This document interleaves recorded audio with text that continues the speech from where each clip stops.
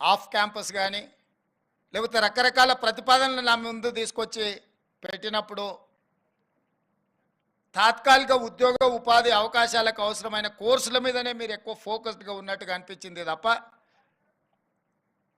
ఈ దేశ భవిష్యత్తు నిర్మాణానికి అవసరమైన ఫ్యాకల్టీస్ని కానీ అవసరమైన సబ్జెక్ట్స్ని కానీ మీరు స్లోగా అవి కనిపించకుండా కనుమరుగవుతున్నాయి. Example civil engineering. ఈ దేశము అభివృద్ధి చెందుతున్న దేశం. అభివృద్ధి చెందే దేశానికి అత్యధికంగా అవసరమైంది సివిల్ ఇంజనీర్లు. కానీ ఆ సివిల్ ఇంజనీరింగ్ కోర్సులు చాలా కాలేజీలు వాళ్ళకి శాంక్షన్ అయిన అడ్మిషన్స్ని స్లోగా కంప్యూటర్ సైన్స్కి అదర్ యాక్టివిటీస్కి షిఫ్ట్ చేసి వీటిని తగ్గించుకుంటూ పోతున్నారు. కొన్ని కాలేజీలు అయితే కంప్లీట్గా సివిల్ ఇంజనీరింగ్ను క్లోజ్ చేసే ప్రయత్నం చేస్తున్నారు. ఆ ప్రతిపాదనలు ముందుకు వచ్చినాయి.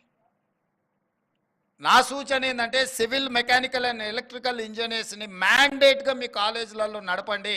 లేకపోతే రేపు దేశము అత్యంత ప్రమాదాన్ని ఎదుర్కోబోతుంది.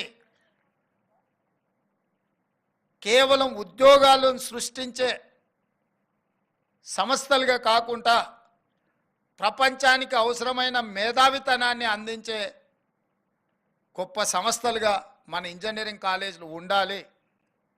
మీకు ఒక ఉదాహరణ నేను చెప్పదలుచుకున్నాను.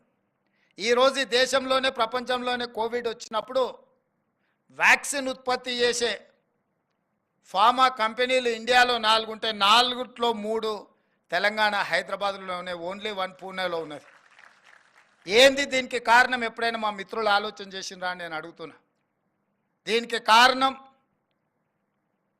1965-70s మధ్యలో శ్రీమతి ఇందిరాగాంధీ గారు హైదరాబాద్లో ఐడిపిఎల్ని ఎస్టాబ్లిష్ చేయడం వల్ల, ఫార్మా మీద R&D జరగడం వల్ల ఐడిపిఎల్లో ఉద్యోగులుగా చేరిన వాళ్ళు అక్కడ వచ్చిన ఎక్స్పీరియన్స్తో బయటికి వచ్చి, అది SOL కావచ్చు, రెడీ కావచ్చు, ఆల్ అదర్ ఫార్మాస్యూటికల్ సంస్థల యజమానులు ఒకప్పుడు ఐడిపిఎల్ రిలేటెడ్లో ఉద్యోగాలు చేసిన వాళ్ళు లేదా అక్కడ జరిగిన రీసెర్చ్లో భాగస్వాములు. కాబట్టి 65లోనే శ్రీమతి ఇందిరాగాంధీ గారి నేతృత్వంలో ఇక్కడ ఫార్మా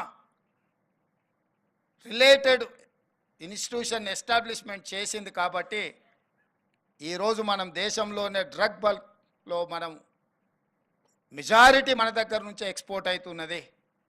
ప్రపంచానికి ఏ అవసరం ఉన్న బల్క్ డ్రగ్ రిలేటెడ్ ఇష్యూస్ ఏమైనా ఉంటే తెలంగాణ వైపు చూస్తున్నారు అని అంటే, ఆనాటి పాలకులు చాలా ముందు చూపుతో ఆలోచన చేసి హైదరాబాద్లో ఎస్టాబ్లిష్ చేసిన ఐడిపిఎల్. ఇంతకుముందే మిత్రుడు శ్రీధర్ బాబు గారు ఒక మాట చెప్పిండ్రు, Karnataka is the highest exporter of IT